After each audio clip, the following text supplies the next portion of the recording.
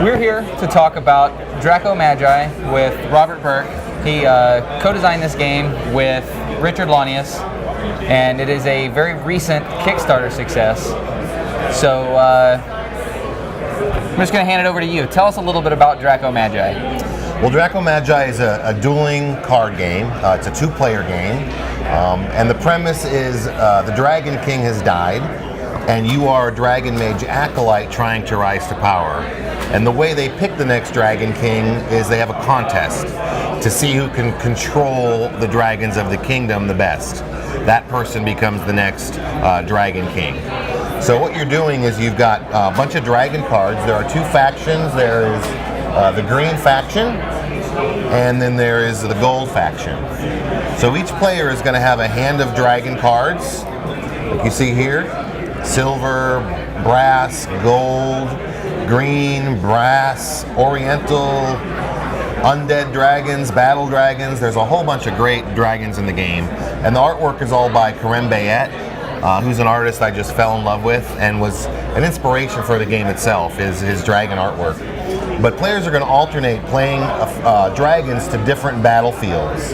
So here's a dungeon battlefield, for example. Here's the Mountains of Mist. Here's the Darklands.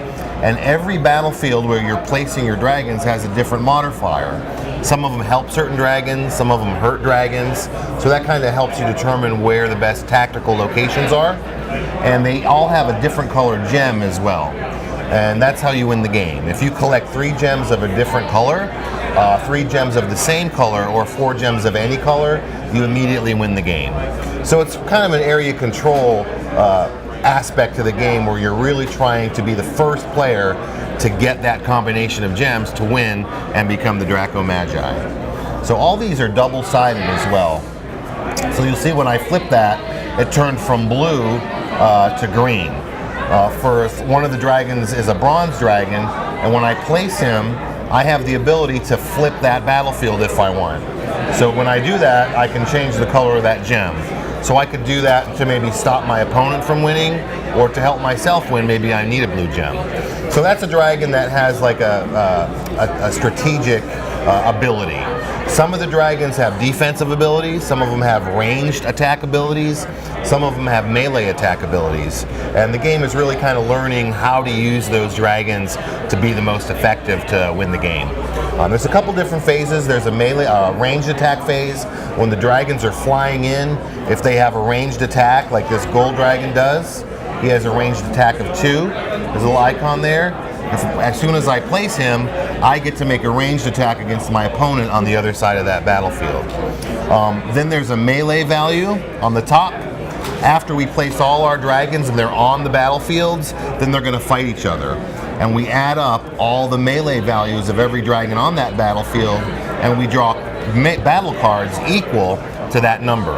And then there's a kind of a cat and mouse, different mechanic to resolve the melee of the game.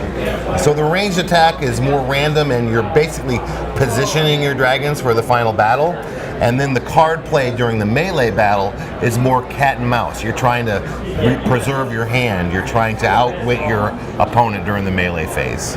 And that's it. It's a quick game. It lasts about 30 minutes, and it's a 2-player game.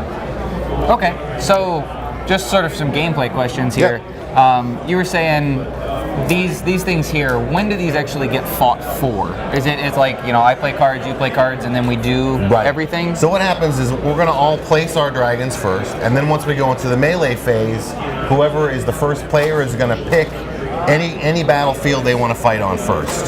So if I pick this one, we're going to add up our melee values and draw battle cards equal to that number, and we're going to fight until those cards are gone. All right. When players can't play cards anymore, whoever has the most dragons at that location wins this battlefield, and they bring it over here and add it to their collection. So as soon as they get 3 different colors or 3 of the same, they immediately win the game, and it's over. Okay. Yep.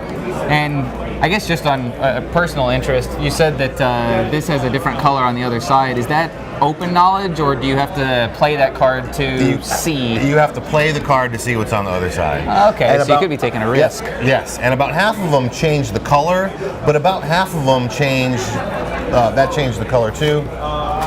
that changed the battlefield. You see, the color stayed the same, but the battlefield changed. So, like, for example, in the dungeon, you can't play any flight cards. There's a card during the melee. You can combo cards, too. Like, if I could play a bite and a claw, that'd be 3 cards attacking you. You would have to defend with those 3 cards. Or, if you have a flight, you could play 1 flight card and avoid my attack altogether. So then I've lost 3 cards, you've only lost 1, and now you might have the advantage. In the dungeon, flight cards cannot be played. But if I flipped it, this means that magic attacks cannot be used. So it changes the dynamic, but you don't know which one it's going to be until you actually play a bronze dragon and flip it over. I gotcha. So for our viewers, what would you say this game is, or what other game would you say this game is like? Well, my last game was Battle for Souls. It definitely has an area control element like that. I know Richard has another game called Defenders Battlefields that has an area control element. And the range but the melee attacks, I don't know if I've really seen a game with that, the kind of mechanic that we have in, and I think it's pretty unique. It actually sounds really unique. Yeah, the ranged attacks are more positioning, and it's just, who's got the better values, who gets the better cards. There's no dice in the game, but the battle cards are very interesting because during the ranged attack, it's a random element, right? I'm flipping a card, whoever has the most successes wins, right? But as opposed to dice, as you're flipping these cards, you know what you've been burning, right? So if you've been burning a lot of good cards, you know some of the ones that aren't so good are coming up.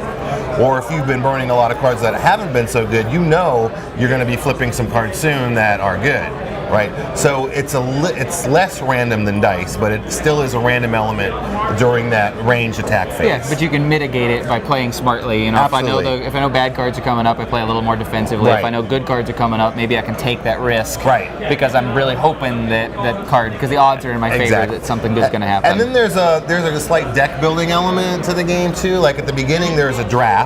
These are advanced battle cards. So these are red, have red borders, and these are more powerful cards. So at the beginning of the game, each player is going to draw 3 of these. They're going to keep one for themselves, give one to their opponent, and the other one's going to be shuffled back in. So, and then you're going to shuffle it into your basic battle card deck. So you're going to start with 2 really good cards in your deck. Now, like Gold Dragon's ability, for example, is if I kill another dragon with a ranged attack, I get to draw a new advanced battle card. But it goes on top of my battle deck. So now I know that my next attack is going to be good. I don't know what it is, but I know it's going to be good. And then there's other ways to win more advanced battle cards as well. So you're kind of building your power as the game progresses. All right, well, this sounds fantastic. I'm going to have to give this a try at some point over the weekend. Thank you. Yeah, I'll be glad to show it to you. Well, I appreciate the time. All right. Thank you, sir. You're welcome.